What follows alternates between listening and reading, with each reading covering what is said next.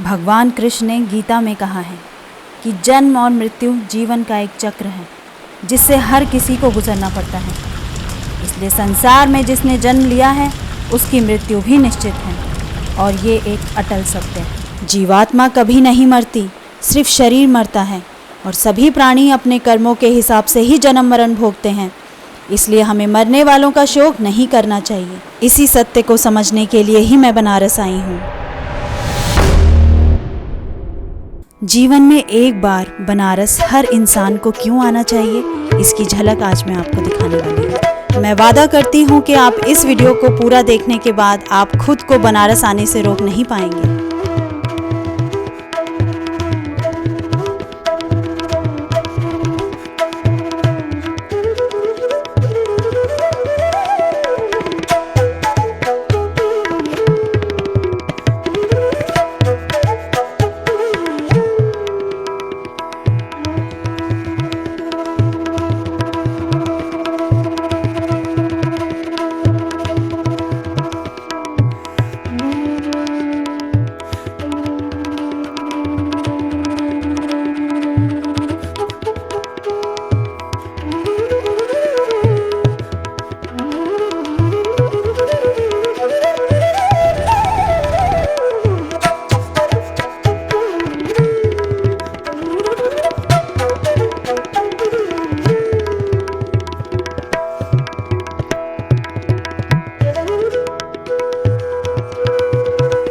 तो दोस्तों, नई दिल्ली से वाराणसी की वंदे भारत की 8 घंटे की कंफर्टेबल जर्नी के बाद मैं पहुंच जाती हूं बाबा विश्वनाथ की नगरी वाराणसी में, जिसे काशी भी कहा जाता है। बनारस की धरती पर जैसे ही मैंने पांव रखा तो मुझे ये एहसास होने लगा था कि ये शहर भारत के कई राज्यों से कुछ अलग है।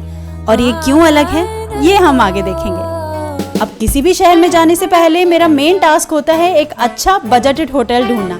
तो ऑटो वाले भैया की मदद से हमें ये होटल सेलेक्ट करना पड़ता है जिसमें ये सोफ़ा है, ये खिड़की है जिसके बाहर कोई दृश्य नहीं दिखता है, और ये है 2 सिंगल बेड जिसको देखकर सिद्धू बहुत खुश हो जाती है ना।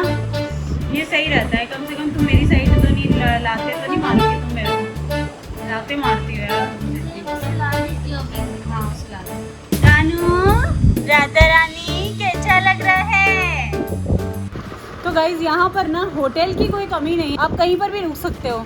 और ये जो जगह है ना, यहाँ से ये है प्रॉपर दशाश्वमेध घाट है ना, ये वहाँ पर मैंने होटल लिया है। और आप ऑनलाइन सर्च कर सकते हो, आपको पर्टिकुलर किसी जगह पे लेना हो तो मुझे पर्टिकुलर दशाश्वमेध घाट पे ही लेना था, तो इसलिए मैंने यहीं पर ही होटल लिया है। और काफ़ी अच्छा है और बजट में ही है ये होटल। और मैं प्राइस इसलिए नहीं बता सकती आपको क्योंकि होटल के प्राइस जो हैं वो अप एंड डाउन होते रहते हैं, बट ये है काफ़ी अच्छा और डिसेंट रूम है जैसा हमें ज़रूरत थी, क्योंकि हम चाह रहे थे कि ट्विन बेड मिल जाए। तो ट्विन बेड में ये होता है कि एक सेपरेट वो हो जाता है ना, तो सही रहता है। वरना सिद्धू हमेशा ये प्रेफर करती है कि उसको ट्विन बेड मिले, मतलब एक सेपरेट बेड मिले। तो यार दिस इज़ द रूम, बहुत अच्छा लगा। सिद्धू कैसा लग रहा है आपको रूम? मुझे बहुत अच्छा लगा क्योंकि भाई तो मुझे चाय बनाने का सामान मिल गया। जब मैं झारखंड गई थी तो वहाँ पे भी उस वाले होटल में चाय बनाने का सामान था, तो मैं खुश हो गई थी। और इधर भी है और पर्सनल बेड है, वो सबसे ज़्यादा अच्छी बात है। हाँ, मैंने कहा ना इसको हमेशा पर्सनल बेड ही चाहिए होता है। A few moments later. रे सखे मोरे पिया घर आए। हाँ जी दोस्तों, तो हम निकल पड़े हैं दोनों तैयार होके आरती करने, आरती देखने के लिए। तो अभी हम घाट पे जा रहे हैं और यहाँ पे आपको 50 रुपये लेते हैं रिक्शा वाले। अगर आपका होटल आसपास है तो आपको 50 रुपये में आपको वहाँ पे घाट पे छोड़ देंगे। तो आरती का जो टाइम मैं बता रहे हैं 7 बजे का टाइम बता रहे हैं, है ना? 7 बजे का टाइम बताया था ना? हाँ, अच्छा। घाट पे बैठने की जगह नहीं मिलेगी क्या? हाँ, उधर आपको 2 kilometre walking, no rickshaw, no auto, no टोटो।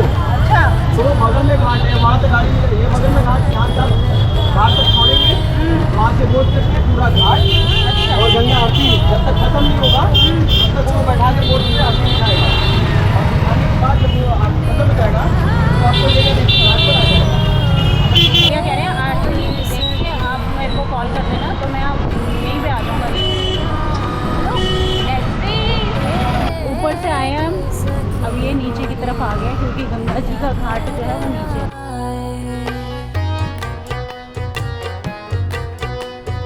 पुराना ये सब देख के ना ये लग रहा है ऑथेंटिक बनारस। अब बनारस में आके 84 घाट नहीं घूमे तो क्या घूमा, इसलिए मैं ऑटो वाले भैया को 50 रुपए देकर मैं उतर जाती हूँ गंगा घाट पर। ये है निषाद राज घाट। यहाँ आने के बाद देखा कि 2 लड़कियाँ भागी भागी मुझसे मिलने आई। तो ये है दोस्तों सीता और गीता। सीता और गीता का इतना प्यार देखकर ऐसा लग रहा था न जाने ये मुझे सदियों से जानती हो।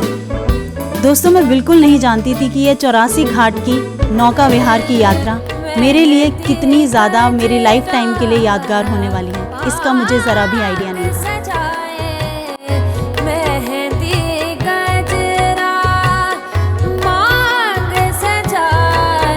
हाँ जी दोस्तों, तो हम पहुंच चुके हैं घाट पर और ये है निषाद राज घाट। और निषाद राज घाट बहुत बड़ा घाट है यहाँ पर।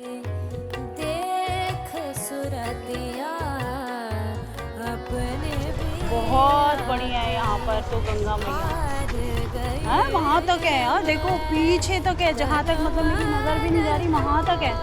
चल सीधी पता करते हैं यहाँ पे बोट वाला क्या चार्ज लेगा।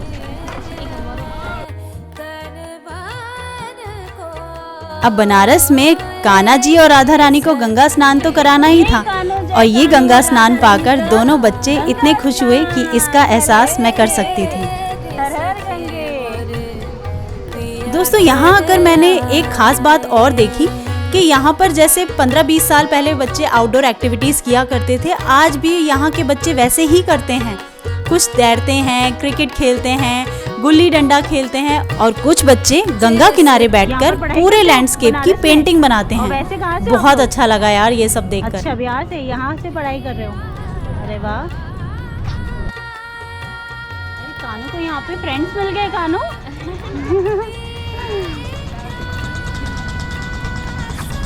कानू को हर जगह फ्रेंड्स मिल जाते हैं। कानू तुझे तो दोस्तों आप देख सकते हो वहाँ पर, अगर आपको नज़र आ रहा हो तो सामने ट्रेन जा रही है ब्रिज के ऊपर से।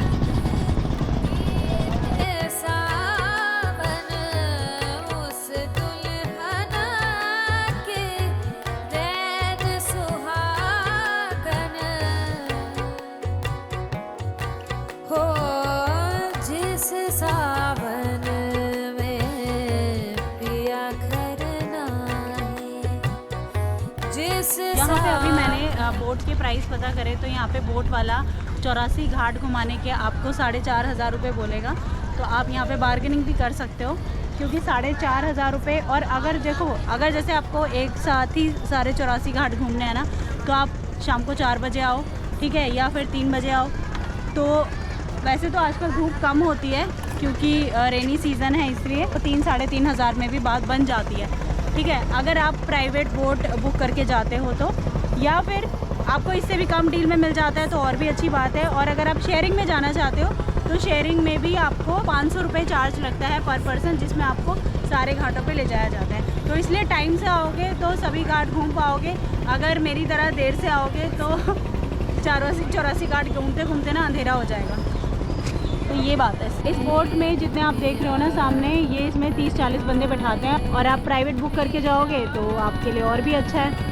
और इस तरह से बोट से आप आरती भी देख सकते हो जाकर। मैं सोच रही हूँ इससे भी कम में बात बन जाए, कहीं और डील मिल जाए कोई कम में, कि 3,500 से भी कम मिल जाए। तो ये है कि प्राइवेट बोट करने से ये है कि मैं शूट कर पाऊँगी, क्योंकि इतने सारे लोग में 30-40 लोगों में शायद मैं शूट नहीं कर पाऊँगी। तो इसलिए अगर प्राइवेट मुझे शूट करना है तो मुझे प्राइवेट बोट ही बुक करनी पड़ेगी, तो जो मैं हमेशा करती हूँ।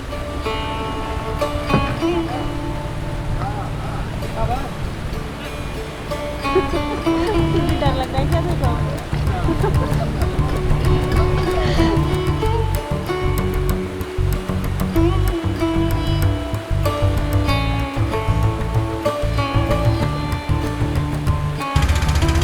सैन फ्रांसिस्को को ब्रिज नहीं लग रहा? हाँ, मैंने प्राइवेट बोट बुक नहीं की है। यहाँ पे मेरे साथ यहाँ पे 4-5 लोग हैं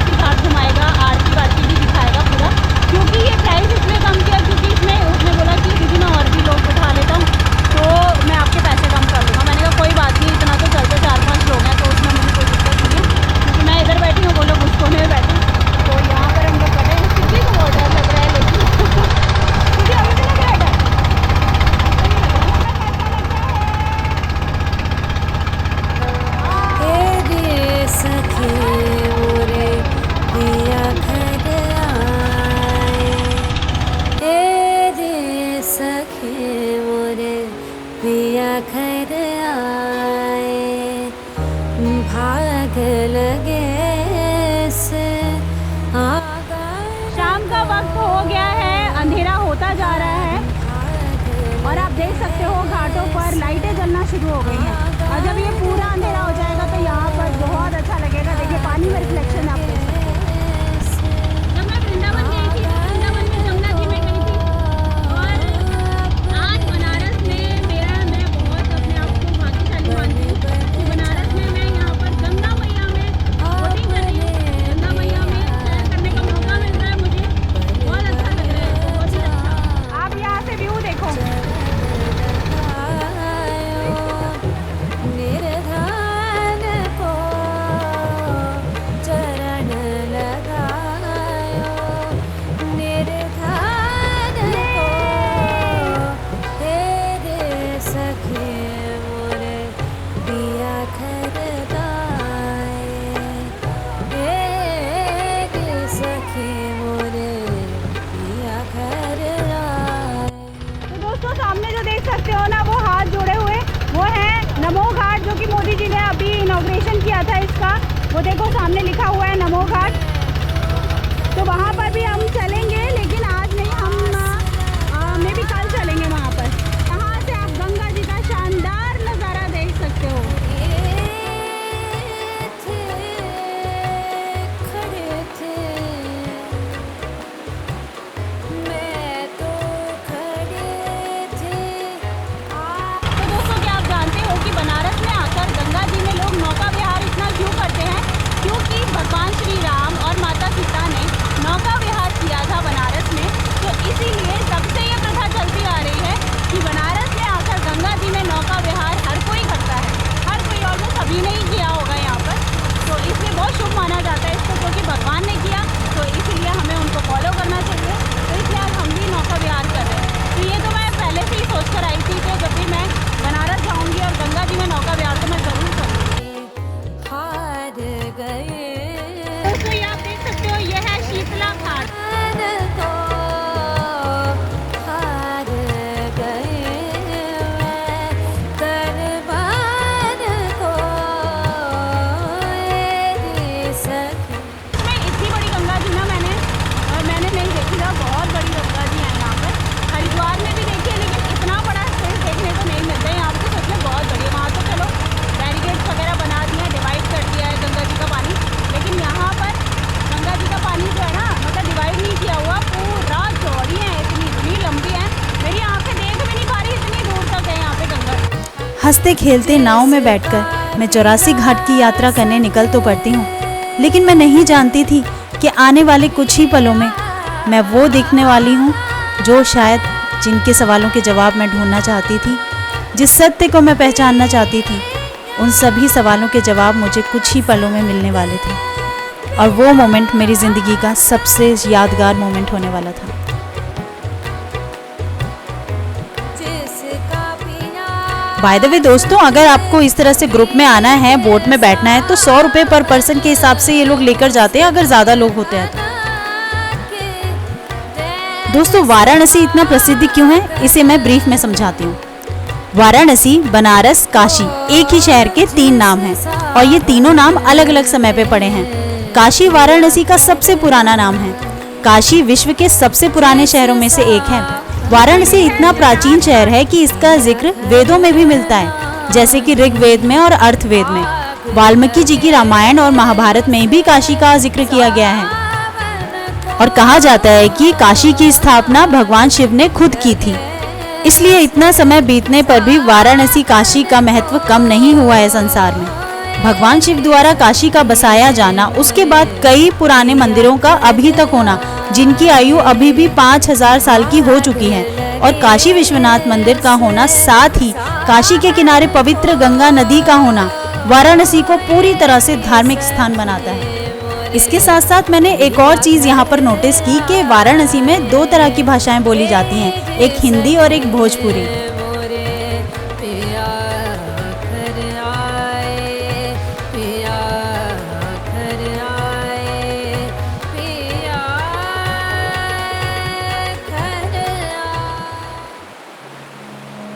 मैंने आपसे कहा था कि जीवन में एक बार हर इंसान को बनारस ज़रूर आना चाहिए और बनारस में मणिकर्णिका घाट पर खड़े हो जाना चाहिए। यही तो वो जगह है जहाँ पर मैं आना चाहती थी। यही तो वो जगह है जहाँ पर गीता में लिखे गए भगवान कृष्ण द्वारा दिए गए उपदेशों की सत्यता का एहसास आपको होगा। यहाँ पर जिसका भी अंतिम संस्कार इस घाट पर होता है उसको हमेशा के लिए जन्म मरण के साइकिल से मुक्ति मिल जाती है। यहाँ पर कभी भी चिता की अग्नि नहीं बुझती, मतलब कि एक चिता से दूसरी चिता में अग्नि लगाई जाती है, अग्नि को कभी बुझने नहीं दिया जाता। भगवान कहते हैं कि सभी प्राणियों को अपने कर्म के हिसाब से जन्म मरण भोगने पड़ते हैं और जो पैदा हुआ है उसका मरना निश्चित है और जो मरा है उसका जन्म निश्चित है, और इसलिए हमें मरने वालों का शोक कभी नहीं करना चाहिए। लेकिन जब दिसंबर 2022 में मैंने अपने छोटे भाई को खोया तब मेरा दिमाग बिल्कुल डिप्रेशन में चला गया और इन्हीं गीता के उपदेशों ने मेरे दिमाग को संभलने में मेरी मदद की। मणिकर्णिका घाट पे मैं आपको एक बार फिर से ले चलूँगी, लेकिन उससे पहले मैं आपको दशाश्वमेध घाट की आरती दिखाना चाहती हूँ। दशाश्वमेध घाट वाराणसी के बहुत महत्वपूर्ण घाटों में से एक है जो कि काशी विश्वनाथ के मंदिर के बगल में ही पड़ता है। इस घाट पे ब्रह्मा जी ने दशाश्वमेध यज्ञ किया था। इस घाट पे शाम को रोज गंगा आरती की जाती है, जिसकी वजह से हजारों लोग यहाँ पर गंगा आरती देखने आते हैं। चलिए मैं आपको भी दिखाती हूँ। ॐ त्र्यम्बकं यजामहे सुगन्धिं पुष्टिवर्धनम् उर्वारुकमिव बन्धनान् मृत्योर्मोक्ष्यमामृतात्। ॐ त्र्यम्बकं यजामहे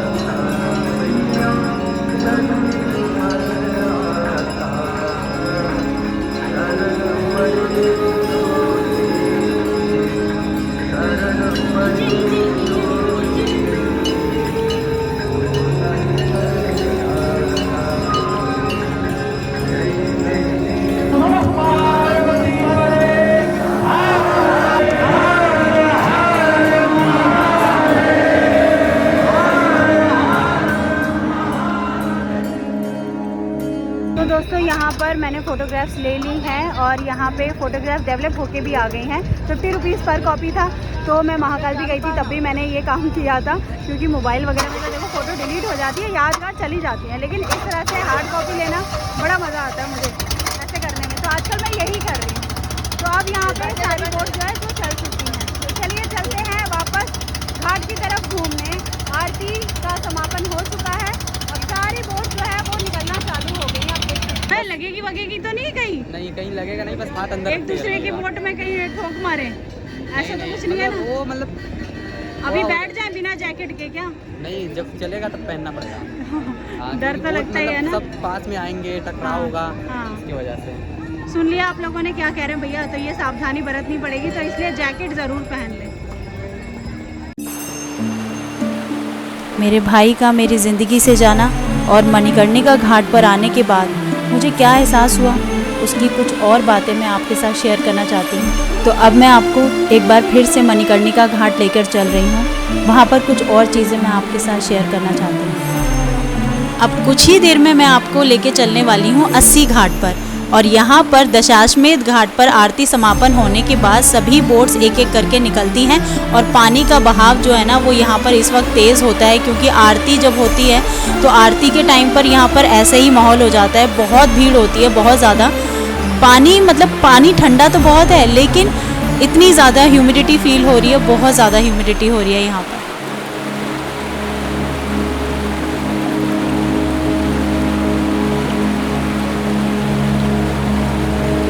दोस्तों अब मैं आपको लेकर आई हूँ अस्सी घाट।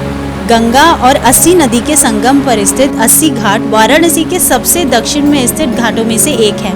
श्रद्धालु यहाँ शिवलिंग के रूप में भगवान शिव की पूजा से पहले स्नान करते हैं।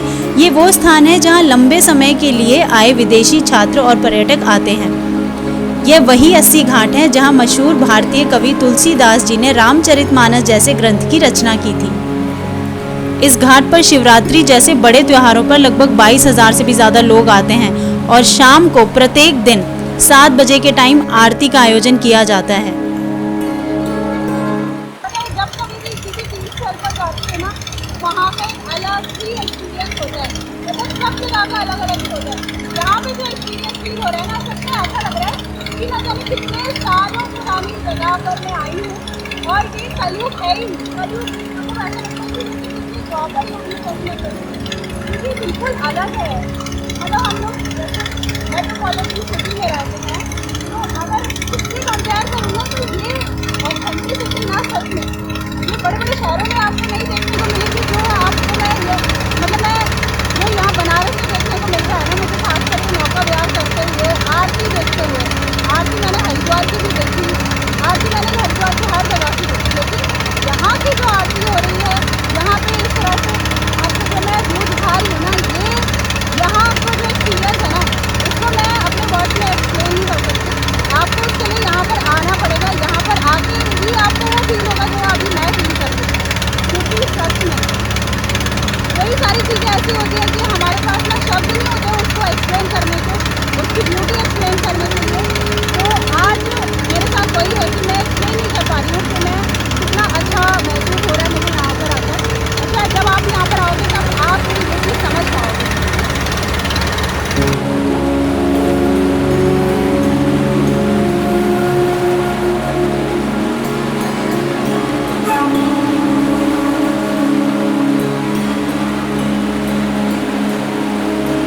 गंगा नदी के तेज़ बहाव के साथ साथ मेरी नाव एक बार फिर से मणिकर्णिका घाट के सामने आकर खड़ी हो जाती है। बहुत लोग यहाँ पर मरने की इच्छा को लेकर आते हैं और अपने आखिरी समय में यहाँ पर मोक्ष भवन में रहते हैं।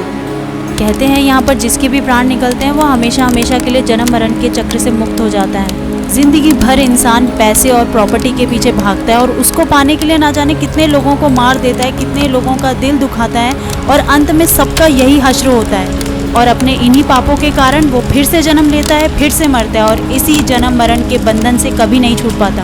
और हर बार मरने के बाद उसके कर्मों के हिसाब से उसको सज़ा दी जाती है और जन्म लेने से पहले माँ के पेट में उसको दुख और तकलीफ का सामना करना पड़ता है। इस मणिकर्णिका घाट पर आकर मुझे यही जवाब मिलता है कि इस जन्म मरण के चक्रव्यूह से अगर मुक्त होना है तो जीवन में अच्छे से अच्छे कर्म करो, अपनी इंटेंशन साफ रखो, ज़्यादा से ज़्यादा लोगों की मदद करो, अपने कर्मों को हमेशा अच्छा रखो ताकि इस जन्म मरण के चक्रव्यूह से हमेशा हमेशा के लिए मुक्ति मिल जाए और कभी कोई दर्द मरने के बाद और पैदा होने से पहले ना झेलना पड़े। प्यारे दोस्तों, अगर आपको मेरी इस छोटी सी कोशिश से अगर आपको कुछ भी सीखने को मिला हो, कुछ भी अच्छा लगा हो, तो प्लीज़ एक लाइक और एक कमेंट ज़रूर कीजिएगा। तो दोस्तों 3 घंटे की राइड के बाद धरती पे उतर के ना इतना ज़्यादा हल्का महसूस हो रहा है। मतलब ये लास्ट में ना पता है क्या हुआ कि मतलब इतना ज़्यादा भारीपन होने लग गया नदी में रहते रहते, पानी में रहते रहते, और जैसे ही ज़मीन पे पैर रखा इतना ज़्यादा हल्का महसूस हो रहा है बहुत। चल सीधी चल। ऑटो वाले को फ़ोन कर दिया, वो यहीं पर ही है। तो बस, तो ऐसा आप भी कर सकते हो, ऑटो वाले को फ़ोन कर, ऑटो वाला बुक करके लाओ और उसका नंबर ले लो और उसको फ़ोन कर दो, ठीक है। और जहाँ से चढ़ो वहीं उतर जाओ। अरे बेटा